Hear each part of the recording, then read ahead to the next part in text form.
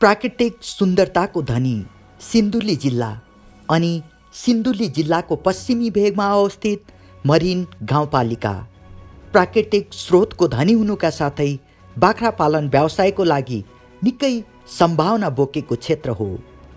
यहाँको भूभाग र वातावरण बाख्रा पालन व्यवसायका लागि निकै उब्जाउ छ। सिन्धुली जिल्लाको मरिन गाउँपालिकामा विपन्न, असहाय र गरिबीको रेखामुनि रहेका बेरोजगार किसानहरूको आर्थिक सुधारका लागि विशेष गरी कृषि क्षेत्रमा विक्रम सम्वत 2067 सालदेखि लगातार काम गर्दै आइरहेको सहकारी संस्था नमुना बहुद्देश्य सहकारी संस्था लिमिटेडले राष्ट्रिय कृषि अनुसन्धान तथा विकास कोष नेपालको आर्थिक सहयोगमा सिन्धुली जिल्लामा विक्रम सम्वत 2073 साल वैशाखदेखि सञ्चालन गरेको 3 वर्षे आयोजना सफलताका साथ सम्पन्न भएको छ। विक्रम सम्वत 2073 साल वैशाख 19 गतेका दिन सिन्धुली जिल्लाका प्रमुख राजनीतिक दलका नेताहरू, उद्योग तथा विभिन्न सङ्घ संस्थाका प्रमुखहरू, प्रशासन प्रमुखहरूको उपस्थितिमा सिन्धुली जिल्लाको सदरमुकाम कमलामाई नगरपालिकामा उद्घाटन समारोहको आयोजना गरी सुरु भएको यो promotion of package of practices for goat enterprise development and sustainable development income generation in Sindhuli नामको आयोजनालाई नमुना बहुद्देश्य सहकारी संस्था लिमिटेडले राष्ट्रिय कृषि अनुसन्धान तथा विकास कोष नेपालको आर्थिक सहयोगमा पुरा गरेको हो। मरिन गाउँपालिकामा 15वटा किसान समूहहरू बनाई जम्मा 225 किसानहरूलाई प्रत्यक्ष संलग्न गराई बाख्रा पालन आयोजनामा सहभागी गराइएको छ। किसानहरूलाई बाख्रा व्यवसायमा तालिम दिनुका साथै प्राविधिक, आर्थिक र सामाजिक विकास पनि गरिएको छ। आयोजनाका संयोजक मदनराज भट्टले जिल्ला पशु सेवा, विभिन्न संस्था र विज्ञहरूको सहयोगमा तालिम र निरीक्षण गरेका हुन्। संस्थाका अध्यक्ष खडानन्द तिमिल्सिना आयोजनामा सधैँ प्रत्यक्ष सहभागी हुनुहुन्छ। अब यो आयोजनामा भएका केही विशेष कामहरू हेरौँ। यो किसानहरूले हुर्काएका बाख्राहरूको बिमा गर्दै, यो बिमा गरिसकेपछि बाख्रामा बिमा ट्याग लगाउँदै, यो बोकालाई खसी बनाउने औजार वितरण गर्दै, यो गुराँसा समूहको नमुना बाख्राखोर, यो हात्तीहाल समूहको नमुना बाख्राखोर, यो पञ्चकन्या समूहको नमुना बाख्राखोर, यो पुष्पाला वाइवा समूहको नमुना बाख्राखोर, यो लालीगुराँस समूहका अध्यक्ष कुलमान भोल्नाको नमुना बाख्राखोर, यो मिलिजुली समूहका अध्यक्ष अनन्त कुमारको नमुना बाख्राखोर, यो ताजा रानी समूहका अध्यक्ष पदम बहादुरको नमुना बाख्राखोर, यो स्थानीय अन्तर समूहको अवलोकन भ्रमणमा जाँदै, यो जिल्ला पशु स्वास्थ्य कार्यालयका विज्ञहरू र कार्यक्रम संयोजक बाख्राखोरहरूको निरीक्षण र तालिमका लागि फिल्ड भिजिटमा जाँदै। अब हेरौँ नमुना बहुद्देश्य सहकारी संस्था लिमिटेडका अध्यक्ष खडानन्द तिमिल्सिना आयोजनामा संलग्न अगुवा किसानहरूलाई बाख्राको बजार व्यवस्थापनको बारेमा जानकारी दिँदै गरेको भिडियो। हामीले घरमा पाल्दै गरेका खसीहरू चाहिँ बजारको मार्केट प्राइस भनेको चाहिँ 400 रुपियाँ केजीले जिउँदै जोखेर बेच्दाखेरि हामी किसानलाई घाटा लाग्दो रहन्छ र व्यापारीलाई पनि घाटा लाग्दो रहन्छ र सबै किसानहरूलाई हामीले यो उर्दी जारी गर्नु पर्यो। हाम्रो खसीको मूल्य आजबाट 400 रुपियाँ केजी निर्धारण गऱ्यौँ हामीले। गाउँपालिकाको अध्यक्षज्यू हुनुहुन्छ होइन, वडा अध्यक्षज्यू हुनुहुन्छ, पशु सेवा कार्यालयका पशु विभागका चाहिँ सरहरू हुनुहुन्छ र उहाँहरूले यो अभियानलाई चाहिँ गाउँपालिका स्तरीय र किसानका घर घरसम्म पुर्याउनलाई सहयोग गरिदिनु हुनेछ। हामीले हरेक गाउँ महादेवस्थानमा एउटा, कपिलाकोटमा एउटा र डाँडीगुराँसेमा एउटा हामी मेसिन उपलब्ध गराइदिन्छौँ जोखेर बेच्ने व्यवस्था गर्नको लागि किसानहरूलाई। र अन्य टोलमा चाहिने अवस्था रह्यो भने गाउँपालिकाको अध्यक्ष हुनुहुन्छ, वडा अध्यक्ष हुनुहुन्छ, पशुविज्ञ सरहरू हुनुहुन्छ, उहाँहरूसँग सेवा लिएर तपाईँहरूले टोलमा पनि भोलि लगेर फिजाउन सक्नुहुन्छ। तर यसको चाहिँ के कुरा बुझ्नु पर्यो भने हामीले पालिरहेका खसी बोका बाख्रामा चाहिँ बिचौलिया कमाउँछ, तपाईँ किसान मर्नुहुन्छ, व्यापारी पनि मर्छ र दुवैजना व्यापारी पनि मर्नु भएन र किसान पनि मर्नु भएन, दुवैजना मिल्ने भनेको राम्रो पोइन्ट भनेको जोखेर किनबेच गर्ने व्यवस्था गर्यो भने राम्रो देखिने हामी निष्कर्षमा पुगेका छौँ। यो आयोजनाको उद्घाटन समारोहमा उपस्थित सबैलाई आयोजनाको बारेमा विस्तृत जानकारी दिँदै गरेको भिडियो प्रस्तुत गर्न गइरहेको छु।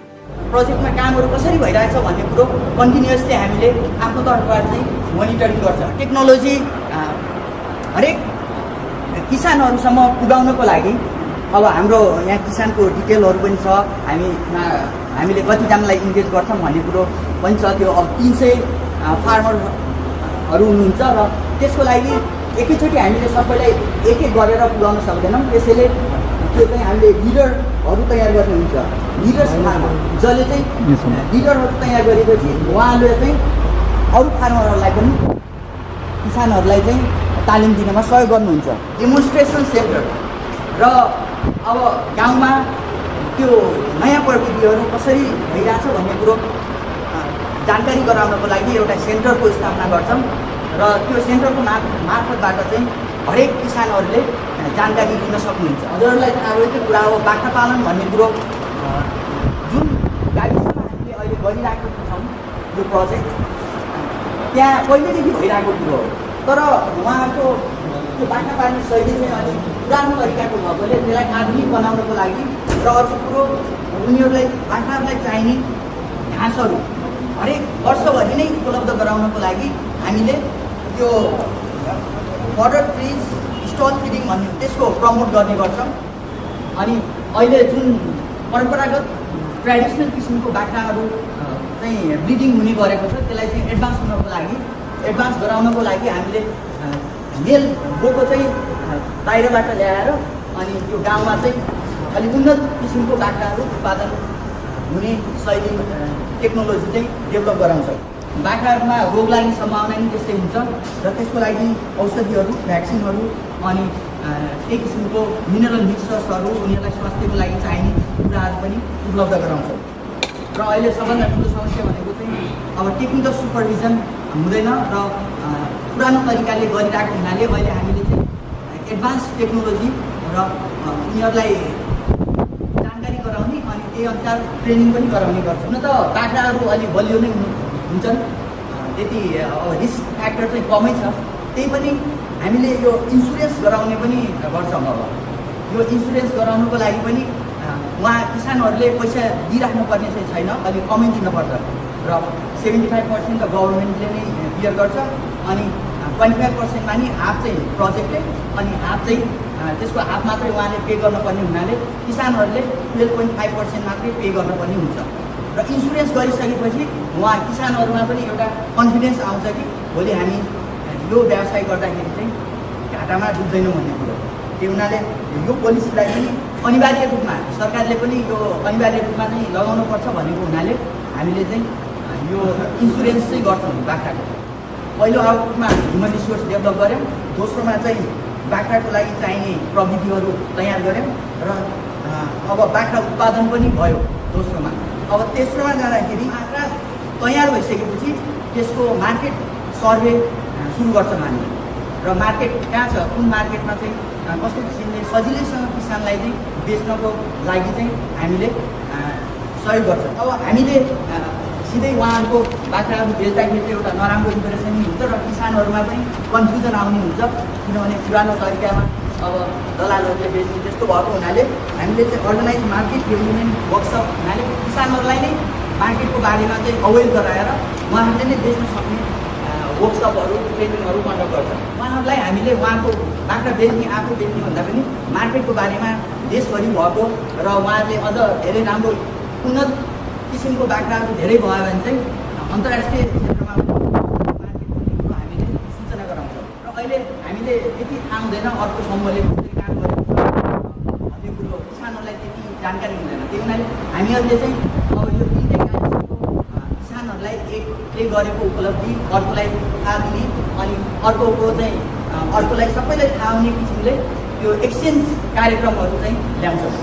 र त्यसले गर्दाखेरि एकअर्काले गरेको कामहरूको विस्तृत जानकारी सबैलाई हुन्छ र उहाँहरूलाई आफै कोअर्डिनेसन गर्न पनि धेरै सहयोग गर्छ। अब फाइनली चाहिँ यो मार्केट नेटवर्क पनि हामीले तयार गर्न सहयोग गर्नुहुन्छ। किनभने अब गाउँ अलि टाढा नै हुन्छ र त्यो बाख्राहरू चाहिँ एउटा राम्रो मार्केटमा पुगाउन सक्यो भने प्राइस पनि राम्रै आउने हुनाले त्यो नेटवर्क चाहिँ कसरी उहाँहरूले सजिलै पुगाउन सक्नुहुन्छ भन्ने कुरो चाहिँ हामीले सहयोग गरेर किसानको चाहिँ डिरेक्ट सिधै त्यो किन्ने ठाउँमा चाहिँ सम्पर्क गराएर नेटवर्किङ डेभलप गराएको छ।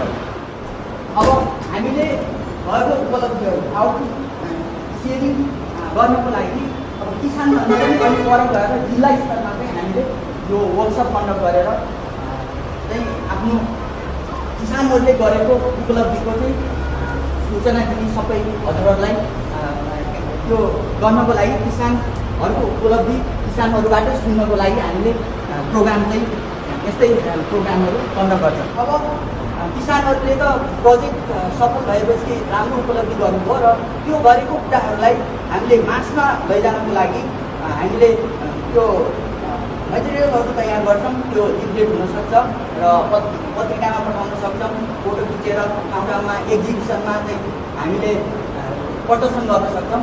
त्यही किसिमले जानकारी गराउनको लागि हामीले मेटेरियलहरू तयार गर्छौँ पनि हामीले भिडियो बनाइराखेका छौँ। यो सुरुकै कार्यक्रमदेखि र यो कुरो यस्तै भइरहेछ भन्ने कुरो जानकारी दिनको लागि अडियो अनि भिडियो पनि हामीले तयार गर्छौँ र हामी केही प्रश्नहरू हाम्रो वरिष्ठ व्यक्तित्वहरूलाई पनि सोधेर उहाँको सल्लाह उहाँहरूले पनि कसरी सहयोग गर्नुहुन्छ भन्ने कुराको अडियो रेकर्ड नै तयार गरेर हामीले केन्द्रदेखि सबै ठाउँमा चाहिँ जानकारी गराउने पनि गर्छौँ।